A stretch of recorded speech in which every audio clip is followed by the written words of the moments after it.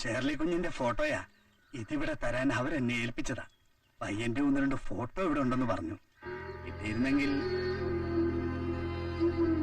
ഇപ്പൊ അതൊന്നും ചോദിക്കണ്ട, പിന്നെ എത്തിക്കാൻ വാവച്ച. ആയിക്കോട്ടെ, വാവച്ചനൊന്നും അതൊന്നും വേണ്ട സാമൽ സാറേ. വെച്ചോ, വാവച്ചന് ഇതിനു വേണ്ടി ഒരുപാട് ബുദ്ധിമുട്ടിയതാ. കേസും വഴക്കൊക്കെ ഒന്ന് കഴിഞ്ഞോട്ടെ. നല്ല സ്റ്റൈലൻ ആലോചനയായിട്ട് ഞാൻ വരും. എന്നാ പിന്നെ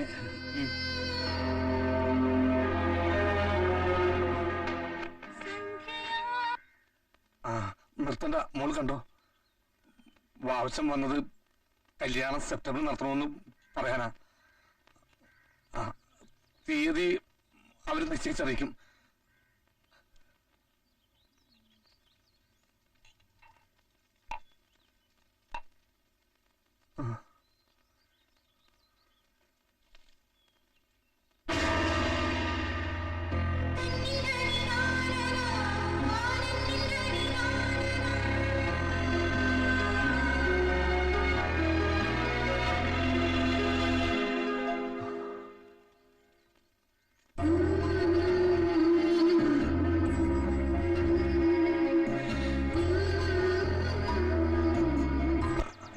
ഈ കളി മാമനാണ് ചോദിച്ചത്. ഇനി മോള് കളിക്ക്. മോള് കളിക്ക്. നമസ്കാരം. വേണ്ട വേണ്ട, ഇതെടുത്ത് ഞാൻ കയറിക്കോളാം. മോളെ പാവക്കുട്ടി മാറിപ്പോയി. പൈലും കുപ്പിയാ. എന്റെ അമ്മച്ചി തോക്ക. ഇതാരാ അളിയനാ? ജോലിക്കും പണിക്കും പോകാതെ ഇങ്ങനെ കറങ്ങി നടന്നോ? എന്തെങ്കിലും ജോലിക്ക് പോടാ. എന്തായി സസ്പെൻഷൻ? ആദ്യം സ്വന്തമായിട്ടൊരു ജോലി ഉണ്ടാക്കി, എന്നിട്ട് ആണുങ്ങളെ പോലെ സസ്പെൻഷൻ മേടിക്കും. എന്നിട്ട് സംസാരിക്കും. കർത്താവേ സ്തോത്രം. ഞാൻ അങ്ങോട്ട് അകത്തേക്ക്. അയ്യാ, നിങ്ങൾക്ക് മനസാക്ഷി എന്ന് പറയുന്ന ഒരു സാധനം ഉണ്ടോ? ഞങ്ങൾ എവിടെയൊന്നും ഓർക്കാതിരിക്കാൻ യഹോവയോട് പ്രാർത്ഥിച്ചുകൊണ്ടിരിക്കുക. അപ്പോഴാ ഇല്ലാത്ത ഒരാളുടെ പേരും കൂടെ പറഞ്ഞ് അങ്ങനെ നിങ്ങളുടെ സസ്പെൻഷൻ ഇപ്പൊ പിൻവലിക്കണ്ട. നിനക്കല്ലേലും ഞാൻ ജോലിക്ക് തിരിച്ചു കയറണമെന്നോ രക്ഷപ്പെടണമെന്നോ ഇല്ലല്ലോ. കേട്ടവരൊക്കെ പറയുന്നത് ദൈവം തമ്പുരാനായിട്ടൊരു അവസരം കൊണ്ട് തന്നുന്നാ. രൂപ 1 2 അല്ല, 2 ലക്ഷമാ. 2 lakhs. ജോണിച്ചായ, ഒരു കാര്യം ഞാൻ പറഞ്ഞേക്കാം. ഇനി ഈ കാര്യം ഇവിടെ മിണ്ടി പോരുത്. നിങ്ങളുടെ ചോരക്കുണ്ടായത് ഒരു പെങ്കുഞ്ഞ തന്നെ. അത് നിങ്ങൾ മറക്കണ്ട. അയ്യോ കർത്താവ്, ഇവിടെ എന്താ ഈ പറയണത്? അത് ക്രീസ്, നീ എന്താ കാര്യങ്ങൾ മനസ്സിലാക്കത്തത്? ഇപ്പൊ ഇതിൽ എന്തോ നഷ്ടമാ നമുക്ക് ഉണ്ടാകാൻ പോണത്, അല്ലെങ്കിൽ ലിസമൊക്കെ ഉണ്ടാകാൻ പോണത്. നീ അതൊക്കെ അവിടെ ഒന്ന് വെച്ചേ. 36 പേരുടെ പേര് എന്തായാലും പറയണം. അതിൽ ദിയാന്റെ പേര് കൂടി പറഞ്ഞൂടെ? കർത്താവേ, കല്യാണ പെണ്ണങ്ങ് മെലിഞ്ഞു പോയല്ലോ. ഭക്ഷണം കഴിച്ച് നന്നായിട്ട് സുന്ദരിയാവണോട്ടാ. കല്യാണൊക്കെ അടുത്ത് വരിക. അയ്യോ പാവം. അത് കത്തി മാറ്റി വെക്ക്, ഞാൻ പോയിട്ട് വരാം. ലിസബോൾ ഇവിടെ ഒറ്റയ്ക്ക് ഇരിക്കുകയാണല്ലേ? ജോണിക്കുട്ടിച്ചായൻ ലിസമോളുടെ കാര്യം ഓർത്ത് എന്നും വൈകിട്ട് കുറെ നേരം കരയും. പകല് കരയാൻ ജോണിക്കുട്ടിച്ചായന് നേരില്ലല്ലോ. മോളറിഞ്ഞില്ലേ, ഈ ജോണിച്ചായൻ സസ്പെൻഷനില്ല. മോൾക്ക് ഓർമ്മയുണ്ടോന്ന് അറിയില്ല. ജോണിക്കുട്ടിച്ചായൻ പണ്ട് ഇടുക്കിയിൽ സർക്കസ് കാണാൻ കൊണ്ടുപോയത്, ജംബോ സർക്കസ്. അന്ന് മോള് ബസ്സിൽ വെച്ച് വാള് വെച്ചു, ഛർദിച്ചേ. എന്റെ ഭാര്യയുടെ അനിയത്തിയാണെങ്കിലും ലിസമോൾ എനിക്ക് മൂത്ത മോളെ പോലെയാ. ആ മോൾക്ക് ഈ ഗതി വന്നല്ലോ എന്ന് ഓർക്കുമ്പോ അവന്റെയൊക്കെ തലയിൽ വെള്ളടി വെട്ടട്ടെ.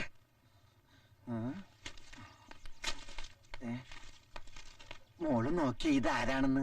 നെടുങ്കണ്ടൻ സാബു, നേതാവാ. പേര് കൊടുത്തു വെച്ചോ, കോടതി പറയാനുള്ളതാ. നെടുങ്കണ്ടൻ സാബു, 34 വയസ്സ്.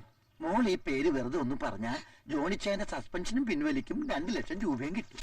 പേര് മറക്കണ്ട, നെടുങ്കണ്ടൻ സാബു, 34 വയസ്സ്. ഉദാഹരണത്തിന് ഒരു അപ്പുക്കുട്ടൻ ഉണ്ടെന്നിരിക്കട്ടെ, അതിന് പകരം നെടുങ്കണ്ടൻ സാബു, 34 വയസ്സ്.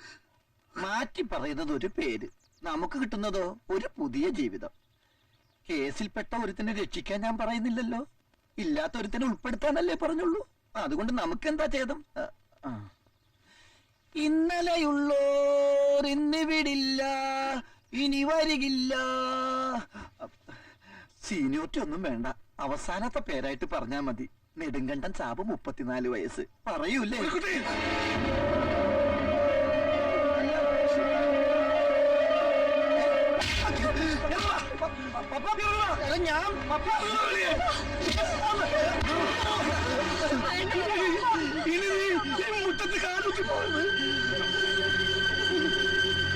ഞാൻ എന്നെ തല്ലിയല്ലേ? സാറന്മാര് പറ, ഞാൻ എന്ത് തെറ്റാണ് ചെയ്തത്? എന്തായാലും 36 പേരുടെ പേര് ആ പെണ്ണ് പറയണം. ഇല്ലെങ്കിൽ തത്ത പറയണ പോലെ സാറുമാരെ അവളെ കൊണ്ട് പറയിപ്പിക്കും. ആരെ രക്ഷപ്പെടുത്താമെന്ന് ഞാൻ പറഞ്ഞില്ലല്ലോ. പറഞ്ഞ ജോണിക്കുട്ടി പറയുന്നേക്ക് നീ പോ. നീ പോളെ, ഞാൻ പൊക്കോളാം. എന്റെ കൊക്കിന് ജീവനുള്ളിടത്തോളം കാലം ഞാനിവിടെ കാല് കുത്തത്തില്ല. എടി ടീച്ചേ, കൊച്ചിനെ എടുത്തോണ്ട് ഇറങ്ങി വാടി. ഇനി ഇങ്ങനെ ഒരു പപ്പയില്ല, ഒരു ബന്ധമില്ല. ഇറങ്ങി ഇറങ്ങി ഇറങ്ങി ഇറങ്ങി വാടി. ഞാൻ വരുന്നില്ല, നിങ്ങൾ പൊയ്ക്കോ. വരുന്നില്ലെന്ന അനിയത്തി പെണ്ണിനെ പോലെ നീ നാട് ഇറങ്ങാൻ പോവാ. വലിച്ച് കീറി ഞാൻ. ജോണിക്കുട്ടിനോട് പോകാനാ പറഞ്ഞേ. അതേടാ, ഞാൻ പോകാം. എന്നാലല്ലേ നിന്റെ ഡിങ്കോലാപ്പി ഇവിടെ നടക്കത്തുള്ളൂ. ഏതൊരിപ്പടിയാണ് നീ ചാപ്പ കുത്തിയിരിക്കുന്നത്? രണ്ടാമത്തേന്, അല്ലെങ്കിൽ ഇളയതിന്, അല്ലെങ്കിൽ എന്റെ കെട്ടിയോളെ.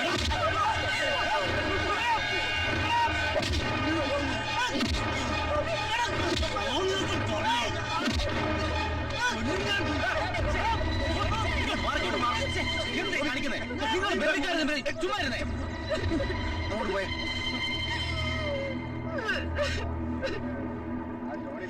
വേണ്ട വേണ്ടെന്ന് വെച്ചാ സമ്മതിക്കല്ല.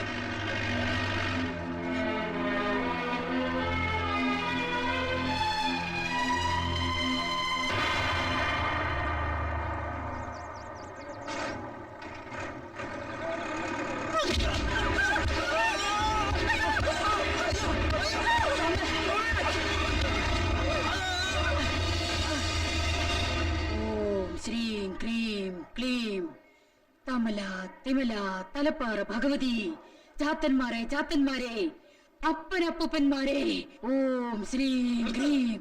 എന്റെ തള്ളി നിങ്ങളിത് കൊണ്ട് പോകുന്നുണ്ടോ? നാട്ടുകാർ കാണണ്ട. നാട്ടുകാരറിഞ്ഞ നാണക്കേടുണ്ടാവുന്ന ഒരു തൃപ്പുത്രൻ. എനിക്കറിയാമല്ല, എന്നിട്ട് ചോദിക്കുക, നിന്റെ ആരാ അവര്? അവൻ പോയിരിക്കുന്നു യന്ത്രവൾക്ക് വേണ്ടി അംഗം കുറിക്കാൻ. തള്ളയൊന്നും മിണ്ടാണ്ടിരിക്കുന്നുണ്ടോ? എനിക്ക് തന്നോണ്ടടാ, ചാലത്തെ വാസുവിന്റെ മകളാ ഞാൻ. തലപ്പാറ ഭഗവതിയുടെ പുണ്യമുള്ളവള്. ദേവിക അങ്ങനെയൊന്നും പെട്ടെന്ന് മറക്കത്തില്ല. മറക്കുന്ന ചോരയുമല്ല ദേവികയുടേത്.